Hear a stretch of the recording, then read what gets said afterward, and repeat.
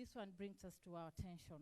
On the course of this session, we are going to hear from our panelists, Dr. Abbey and Captain Kofi.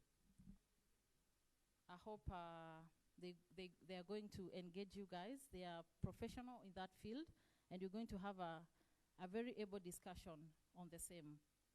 This brings me to our first discussion. Goes to you, Dr. Abbey. Does Africa really need FDI at all in the face of abundant wealth on the continent? You can expand on that.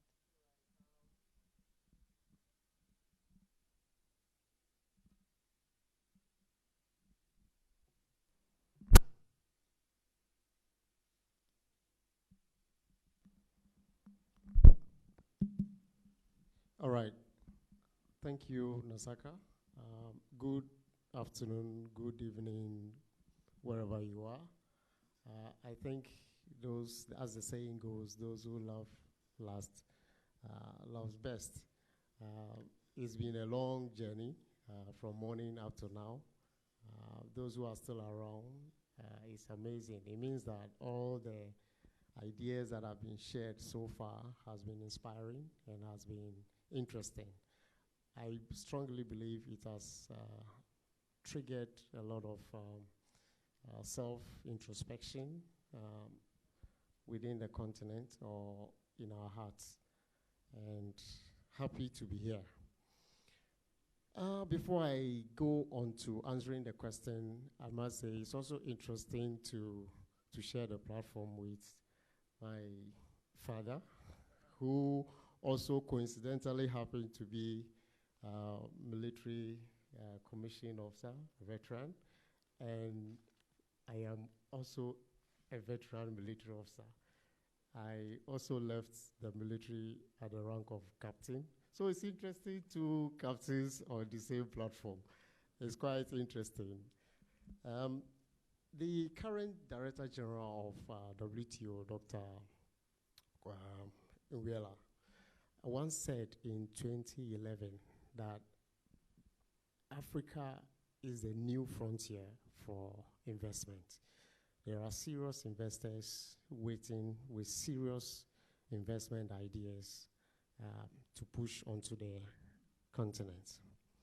But as said by previous panelists, we focus so much on foreign direct investment and forgetting that we have so much wealth here that can equally be, harnessed for our development. If you ask me whether we really need direct foreign investment, I would say, yes, we cannot do away with it totally. But we need to focus internally. If all the statistics, all the figures that have been churned out so far is anything to go by, our natural resources and the human resources that we have is enough to turn the fortunes of this continent around. But unfortunately, the mindset, as the previous panel indicated, is what we are not getting right. If we have the mindset right, I believe internally we will be able to support our own investment drive. But we are calibrated, if you like, we are calibrated to look always outside the continent for investment. We have very wealthy individuals, besides our natural resources, wealthy individuals in our various African countries who can really support growth or investment. But again, it's the mindset. Those who are ready to pump in investment are not comfortable with the mindset of those they are engaging. So again, that is what I mean by mindset. So the fear of failure or the phobia that those who are going to use those investments to change the narrative are not having the right mindsets. Their mindset is that of get rich quick. So they are not ready to go through the mill. So yes, we need the foreign direct investment, but we would have been better off focusing more internally if we are able to recalibrate our minds towards our domestic sources of investment. Thank you. Thank you so much. Thank you for that. And just to mention, thank you. Give him a clap. On the FDI inflows, just some statistics here. Egypt, Nigeria, and South Africa are the top countries in Africa that received high FDI inflows. In 2020, Egypt was the largest recipient of FDI in Africa with inflows of 5.9 billion. We are talking about Africa. Sometimes Egypt sounds like it's just a country on its own. It's not in Africa. But looking at all the development that is going across there, you can see what is happening. It's a land, we can pride ourselves in this part of Africa, the West, the East, on the soil and the agriculture aspect that we have. Egypt, a land that we want to term it with its kind of soil that it has, and it's able to feed Africa, and whatever it's doing right now. This is all because of FDI. This was 5.9 billion in 2020. South Africa and Congo were the second and third largest recipient with inflows of 4.6 billion US dollars and 4.3 respectively. The services sectors were the largest recipient of FDI in Africa, followed by manufacturing and primary sector. Mr. Kofi, you really have vast experience, over 50 years experience. I applaud you for that. And I want to ask you this question. How can African governments create value addition in promoting investment opportunities towards sustainable growth? Yes. How can African countries, governments, create value in value addition in promoting investment opportunities towards sustainable growth?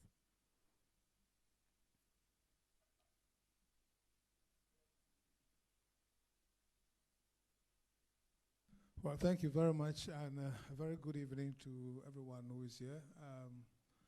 I like the MC and the introduction, but I must also pay compliments to my fellow captain.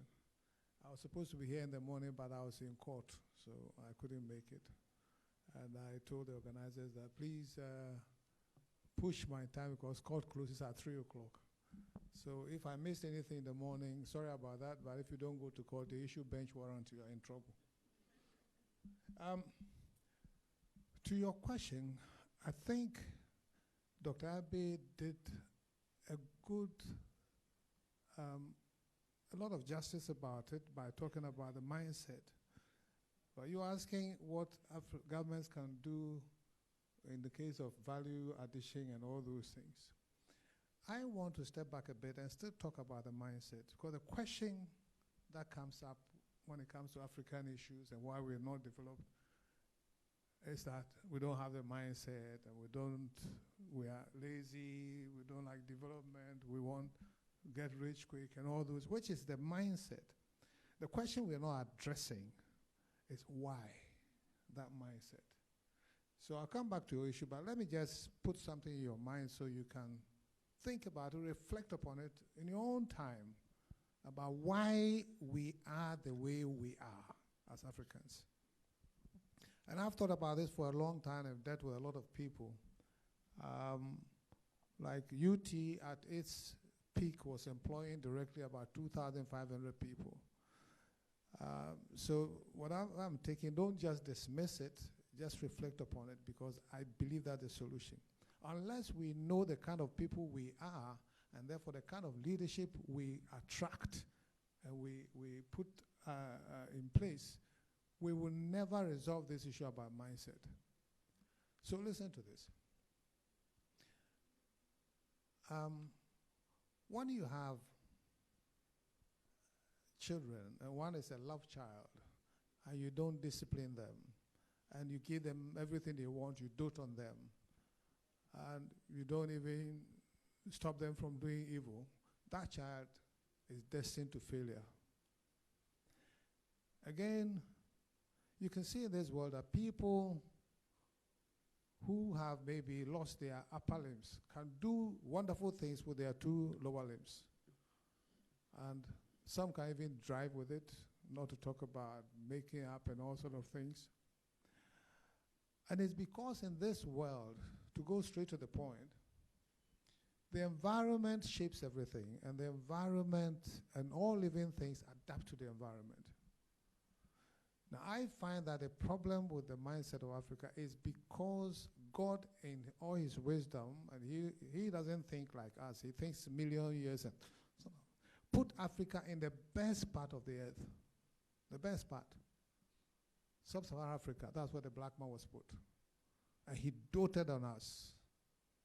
He gave us the vegetation, green, climate, fantastic, no differences in temperature, and everything in abundance. And I call it the abundant theory. So you get up in the morning, what you eat is just around your place. You eat, at most you go maybe some 500 yards away. And no natural hazards, virtually. No tsunami, no earthquake, no hurricane, nothing. The West is probably a rainstorm. Under these conditions, we also adapted to our environment. And that environment is an environment of abundance. So you can name all the vices associated with Africans. We don't keep time. We don't respect each other. We are jealous of each other. We don't know maintenance. The list can be a very tall list, but it can all be explained by the issue of abundance. I will give you one example. We know Africans don't keep time, right? The issue is, our problem was not about keeping time, because we didn't need time for anything. We didn't have to plan, we didn't have to budget, we didn't have to stock up food, we had to do a whole lot of things. So what we did, when we woke up in the morning and we were full, and we've had food from just around our area, our problem, how do we waste time so that night comes and we go to bed? So what did we do about it? We developed time-wasting traditions and cultures to the point where, check our engagements, our outdooring, our funerals, check even our greetings. For some African tribes, the greeting can take 10, 15 minutes. Because we had to waste time not to save time. And because we are all self-dependent, you didn't need the other family or the other person, so we did not respect each other. And we even got jealous because if I have it and you have it, why are you trying to be something else? So we'll pull you down. Now, this is just for you to think about. That is a typical African. The unfortunate thing is, if that is who we are, we find it difficult choosing as a leader someone who is different. So we choose a leader who is like us.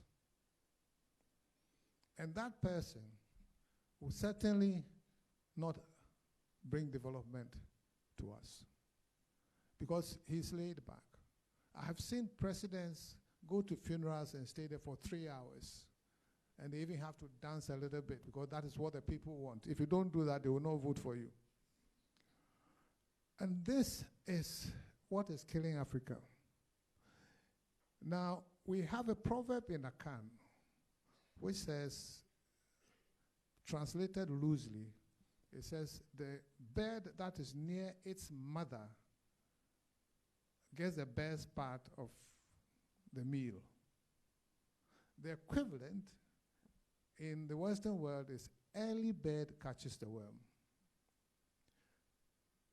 Now, the equivalent early bird catches the worm means working hard, getting there early so you can get the benefits.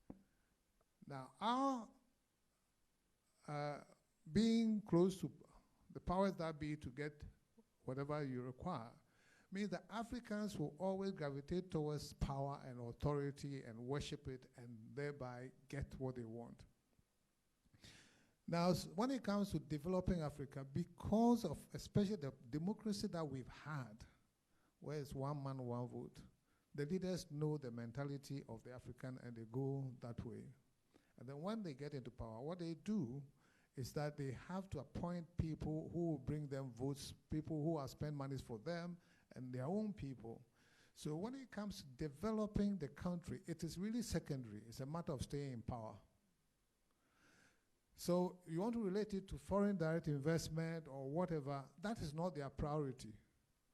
So they take loans and they make their commissions and they don't care about the deployment of the loans. They make their, they get corrupt and make their whatever percentages on these monies. And they don't care about people because Africans naturally do not care about other people because they don't need them in their lives. And don't forget, when you're talking about the abundance theory, we lived like that for hundreds of thousands of years. So it's become our DNA. And we cannot change today or tomorrow. Now, it is really a hopeless situation, and I'm not running away from your issue, but I think people should understand the perceptives of the problem, the underlying effects of the problem before they start finding solutions. Because all I hear from prominent people, professors, and name it, Africa has gold, Africa has 30%, Africa has 50% of this, Africa has arable land, Africa has that. But Africa is not able to develop. We are not able to develop, not because we have those things, but because we have those things that we are not able to develop. Because we've been spoiled by the system, by the environment. Now, for us to develop, it is not difficult, but it will always elude us. It is not difficult because what it takes is going for meritocracy, people who know what is right, people who are chosen because they are the best, and you appoint them into positions where they are supposed to lead, and they demand from the people they lead, and when you put them there as leaders, you must set standards and targets for them and make them responsible and accountable. Anything short of that, I don't care how much money we get into Africa, it will always go to waste. It took Obama to come and tell us about institutions and systems being the way to develop Africa and not individuals who are in power. We should know this ourselves. But the leader who will go for this will not last. Because not that will not last. We won't even vote for you. Imagine you want to be president and you go for a funeral for 30 minutes or 20 minutes and then wave them and go away, and you don't let people follow you all over the place because you think they all are busy people, they should go and work. They will not vote for you. This is Africa. So we are in a great mess. But all it takes is leadership that will say that, listen, cut out all this crap. I want the best people to run the institutions, and I'm going to be disciplined to a fault. It doesn't matter whether it's a chief, it's my uncle, it's my pastor, it's what. This is the law, and the law will be applied. But we can't have that leadership. We cannot, because that is not us. So in developing, I think if we want to, we should look at the core. Otherwise, all the money that will come in and to ensure Ghana develops, it will be the same story. I'm not a kid. I'm 71 years old, and I've seen it all. And I'm saying, don't just let's hover over the surface. Let's spend our time in Africa to delve into the underlying problem. And that is what I've shared with you. Thank you very much. Thank you so much. Thank you, thank you, thank you. We are getting insights from, getting such insights are invaluable. We appreciate that. I could learn and borrow from that. Onto that, Dr. Abbey, you are a king in strategy. We talk about the process, the development, but we know where the cut lies.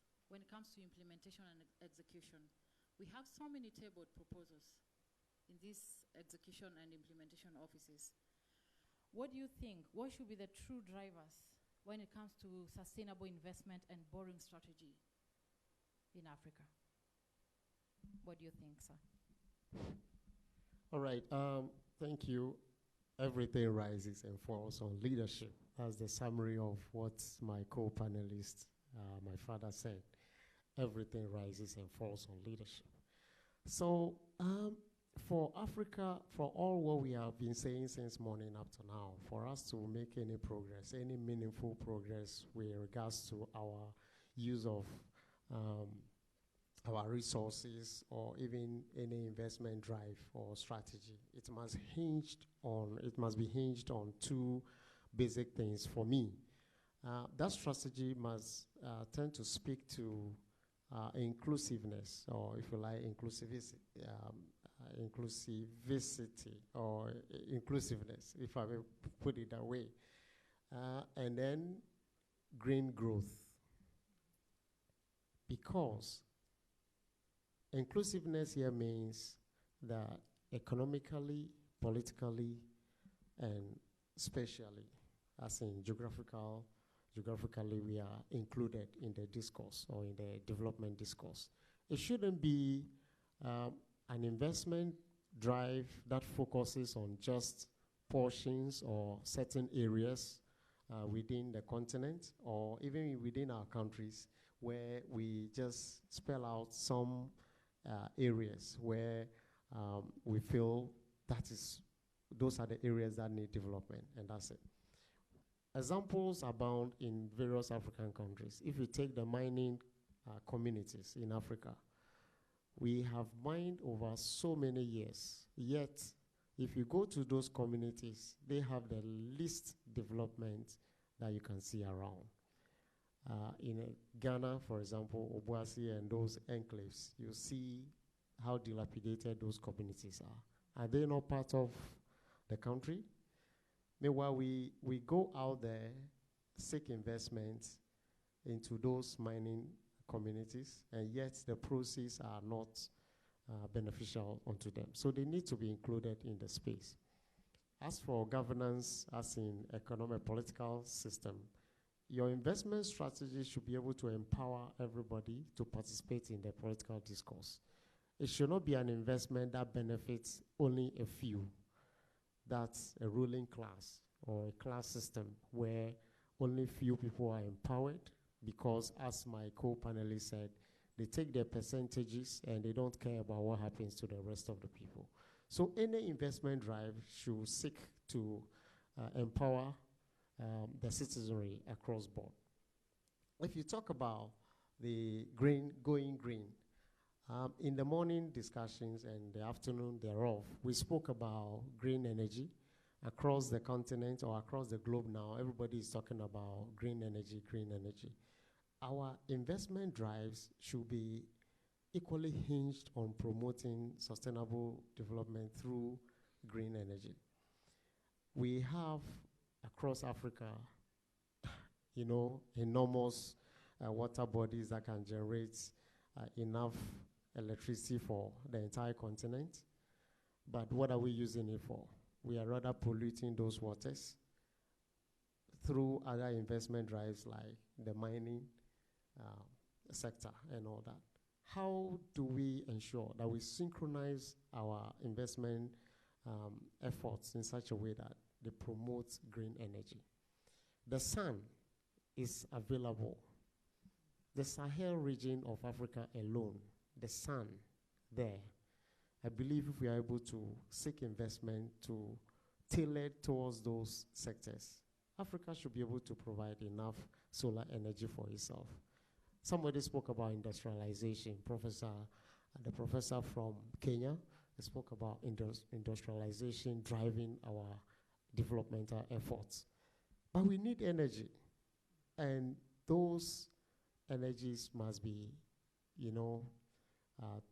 sustainable, and green energy is one.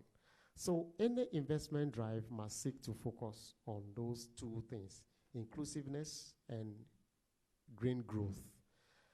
But let me be quick to also mention that by so doing, we must understand that these things can only succeed if we focus on 5 key areas. Panelists have mentioned it, but I just feel I have to reiterate it. That has to do with governance and accountability. Those investments that we go out there seeking, both external, foreign direct, or be it local, how accountable are we with regards to the funds that come in? The governance structure, how is it? Is it just for the benefit of the few and the rest? Nobody is answerable to anything. And also, we should also be talking about the issue of the youthful skills or skills development, where we're going to build capacity. The investment must build capacity. You see, when we talk about foreign direct investment, personally, I don't look at it only purely from financial perspective. It can be technical assistance as well. Building capacity of your local people to be able to position themselves well to sustain that development or to continue with the development you are talking about. Infrastructure is another one. Then we talk about private sector development. The investment drive must focus on empowering the private sector. I've always heard this statement that private sector is the engine of growth. But again, another debate which usually arises has to do with the fact that what is the capacity of the people within the private sector as well, or if you like, the mindset.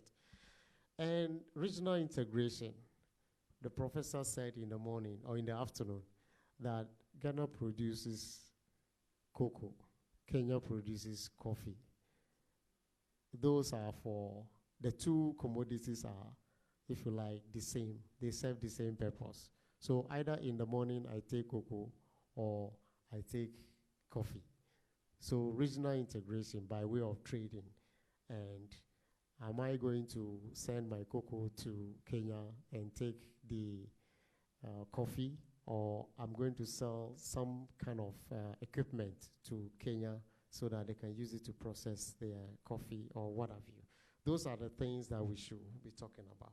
So indeed, inclusiveness, green growth, grounded on good governance and accountability, skills development, regional integration, private sector development, or capital availability to private sector are key to ensuring that they should be the true reflection of our drive to investment. Thank you. Thank you so much. Thank you. Those are very rich points you've given. I could use them in my PhD. Thank you so much. Captain Kofi, we cannot move ahead without addressing the issue of debt that we have in Africa. It's the part that is also affecting our spillover effect on what you're supposed to see. Just to address this on a quick note, based on your extensive knowledge, experience in entrepreneurship, business, and different industries, how have African government addressed the issue of debt sustainability in recent years, and what lessons can be learned from these efforts?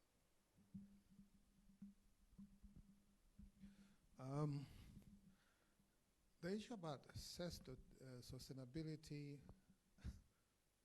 is something that Africa has had to grapple with, and we failed all the time. It comes from various aspects of it. Let's take, for example, the value of our our city currency. Most people don't even appreciate how much we failed in holding the value of that currency. In 1983, the value of the cedi to the dollar was 2 cedi 75 pesos to a dollar. Today, it's about 120,000 cedis to a dollar. Now, in such a situation, I mean, I'm talking about the currency because that alone, and the debts come in dollars, and we make our production, everything in cedis. So at this rate, you can see that you can't catch up with it. And I'm talking about a period of 40 years, and you've gone from 2.75 to a dollar to 120,000 cedis, that's old cedis, to a dollar. That's one aspect of it. Now, corruption is the next thing. When we go for the debts are not deployed, and as my co-panelist said, Dr. Abbey said, the governance and the accounting for it and holding people responsible for it is not there. Because the people who are supposed to do this, right from the top and the head of the institutions, do not really care and do not even want to hold them accountable. Because the leaders who should be held accountable in these positions are party people, people who have helped here and there. Even when they are knowledgeable and they have the merit to be there, because of the way of the appointment, they will only appoint you if they can manipulate you. So again, the debts cannot yield the desired results for us to be able to service it. Then we have what we talked about the general mindset of the people. The workers don't feel that it is their responsibility to deliver for them to, pay for it. The deployment of the funds comes haphazardly. Some doesn't get deployed. There are situations where even the debts, when we've gone for them, are not deployed. They are not used up. And we have all sort of infrastructure and structures left halfway because a different political system comes and they don't want to touch the development project that have started. And these projects are supposed to actually raise our economic levels to be able to finance these debts. So if the debts are deployed over some infrastructure or some housing project, but then there's a change of government, you find that the new government doesn't want to even touch it because it will bring credit to the party that started it. So we have numerous problems, which is all due to our mentality as Africans and the way we think. So because of the corruption, because we don't like ourselves and we don't follow up on things, lack of governance and accounting, putting the wrong people in the right place, and the list goes on and on and on. So that our debts from, as far as I remember, when Kwame Nkrumah inherited, got independence for us, we had a surplus. The figure that I know of is about 400 million pounds reserves. That 400 million pounds reserves, in today's terms, it's billions and billions and billions of pounds. And he used the monies for rapid development, the schools, name it, Kosombo, motorway, factories and industries, and exhausted those monies. Since then, every government has added onto the debt of this country. And in the last 4 or 5 years, we more than doubled the debt that we had already accumulated. So our situation is going from bad to worse. And it's a part of our inability to sustain the debt is also because of the democracy that we have. Democracy of one man, one vote, we have to do something about it in Africa. Because, listen, a continent that has high illiterate percentage. So you find that the people who understand what makes the countries work, their votes will always be cancelled by the majority of the people. And therefore, I think governments should sit up and look at the kind of democracy that will work for Africa. And again, my fantasy reflections, I have some ideas, but I can't share them here. They probably won't let me go out. They think it's too radical. But unless we address our democracy, and I'm not talking about a coup, because there are so many coups and they didn't do us anything, but address our democracy, because even in America, they have a system which doesn't just allow one man, one vote. So why have we taken this democracy hook, line, sinker, and practicing it with monitoring from outsiders to make sure that we do the right thing? It's not suitable for us, and we have to find a different way. So these are some of the things that has made our debt situation worse over the years. Thank you. Thank you so much. Thank you, thank you. Just to add a tip on the debt, just to let you know how bad we are. Since we are standing in the ground of Ghana today, Ghana and Republic of Congo have high debt to GDP ratios standing to 83.5% and 85.4% respectively.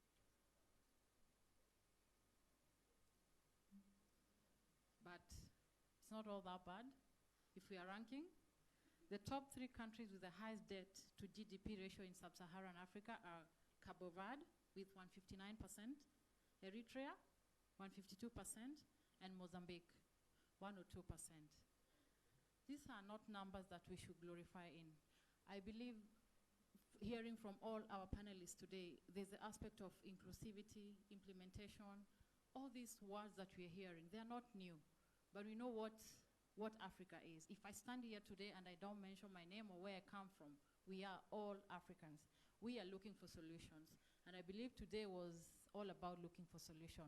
I really, really appreciate everybody who took the opportunity to speak today and had a moment to express. We couldn't just go away with, this boiled information that we have, and we are looking for a platform to lay them out in different industries, different capacities. I talk about Africa, and I always say, Africa, arise. Somebody started somewhere, and we are here. It's going to take some time, yes, but we're going to get there someday with the people that we have and the intelligence that we have. We can pride ourselves as Africans with the intelligence. We trade with our intelligence. It's only that the capacity to be utilized is not fully utilized, but we are getting there. In respect of time, I believe this is where we are going to end our session today. Thank you so much, my valuable panelists. Yes? Yeah, if you permit me, I just want to, I think we have identified the problem of mindset. I just want to quickly profile some, or call it solution or suggestion, so that we understand that through that means we can address the issue of mindset. It has to do with our educational system. The educational system, I don't call it educational system. I call it a schooling system. It's a schooling system where you are taken through some kind of mechanical approach to doing things. You are taught 1 + 1 = this, and then the teacher comes up with an examination with the same question, and you are asked to produce answers. We are not, taught to apply and make sense out of whatever we are being taught. So it's a challenge. There's the difference between the schooling and education is that at the end of your schooling session, you are given a certificate, a proof that you have gone through that system. By education, you go through education when you are able to apply the knowledge acquired that will benefit society. Our tertiary institutions today across Africa is, I think Professor will bear me out, is more theoretical based than practical based. We are dealing with abstract things that are very remote from our children, and so we are not, we don't understand what those things mean. So when we come to real life or the corporate or working world, we don't seem to know what to do because we are not taught to apply our brains to anything. So the young people today who are into that educational space, as in they have become self-aware and know that they need to apply knowledge and common sense to doing things by being innovative, creative. African countries and governments need to support such people to innovate. You cannot progress if you cannot innovate to suit your circumstances. Your needs are unique to you based on the environment you find yourself. So our educational system should be tailored in a way that will promote innovation. We are talking about STEM, science, technology, technical, and all those education. We need to tailor a system that promotes innovation, creativity among the youth or the teeming youth that we have. On the continent of Africa, the population of the youth alone is over, I think it's over 800,000. And that's a youthful population. What are we doing to begin with them to change the narrative? That is where I think that we can begin from. And the leaders must understand that the safety and the comfort or the well-being of the country should come first before any other thing.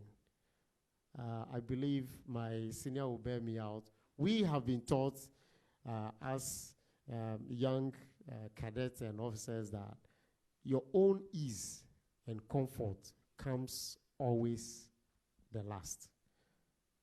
The people you lead, their needs come second, but the first need or the first thing you have to fulfill as a leader is the needs of your country.